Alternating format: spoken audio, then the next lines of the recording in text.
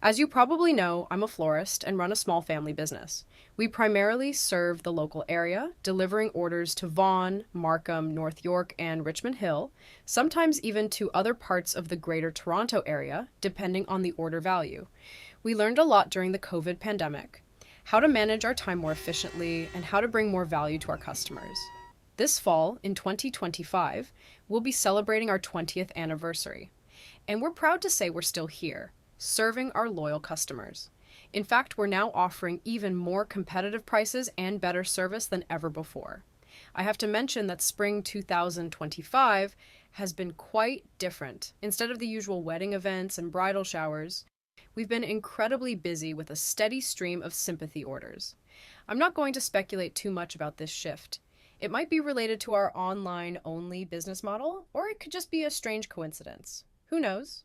In this tutorial, I will walk you through how to prepare a premium size open casket spray using 80 stems of red roses.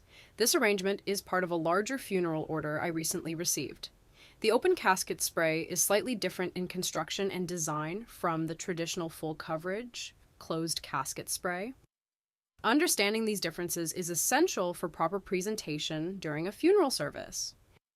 An open casket spray is specifically designed to complement an open casket lid.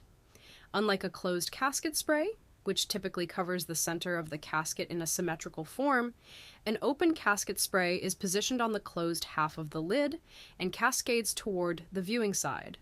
The side facing the deceased remains shorter and more compact, while the opposite side, facing the public, cascades outward in a fuller, more dramatic display. This creates a natural flow, drawing attention to the flowers while keeping the focus on the person in the casket. It's a common misconception that open casket sprays are smaller in size. In reality, they are similar in scale to closed casket sprays. The key difference lies in shape and placement, not volume.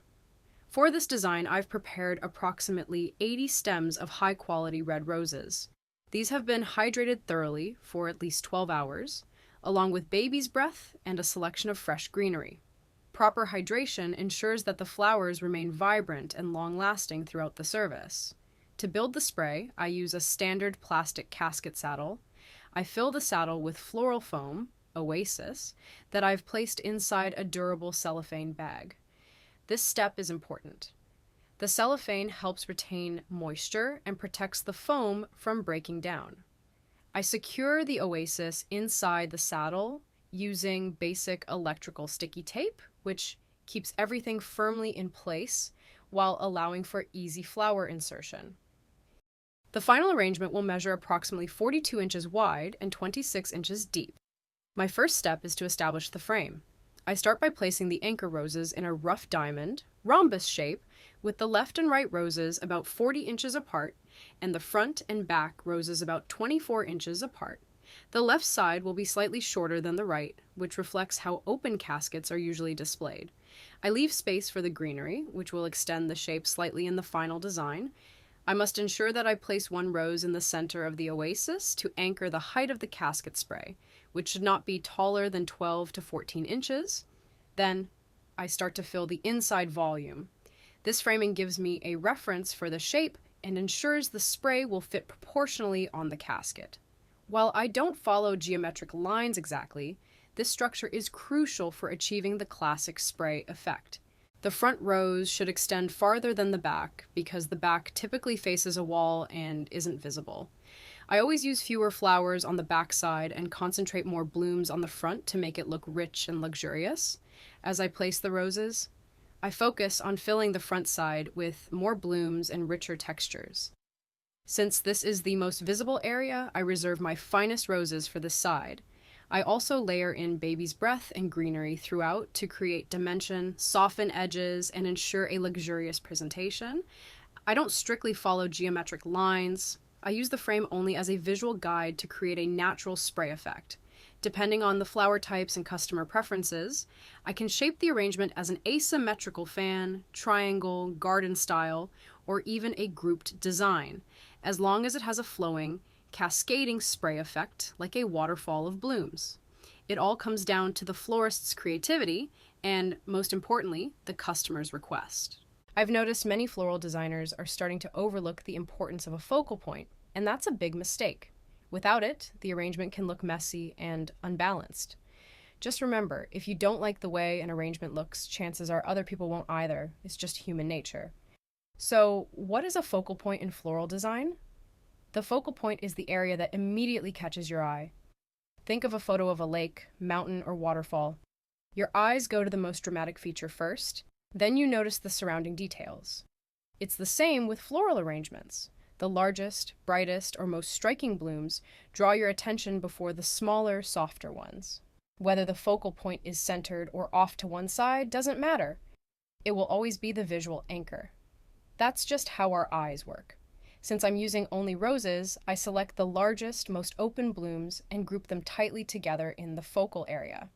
Then, I space the surrounding roses more loosely to create a flowing, spray-like or cascading effect.